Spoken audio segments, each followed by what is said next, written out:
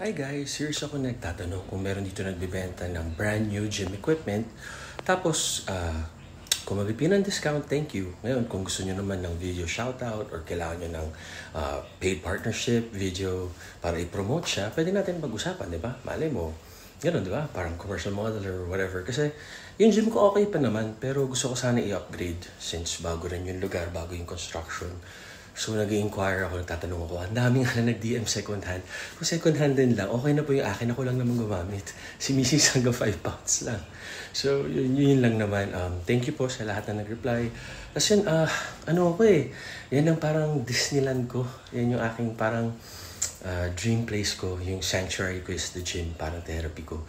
So, gusto ko sana maganda equipment. Di ba? Yun lang naman. Pero in reality, kung gusto mo maging fit, di mo kailangan ng mga fancy equipment. Kailangan mo lang ng discipline at consistency. Tama kayo. Mali ako na si Dr. Do what works for you. Happy, healthy guys. God bless.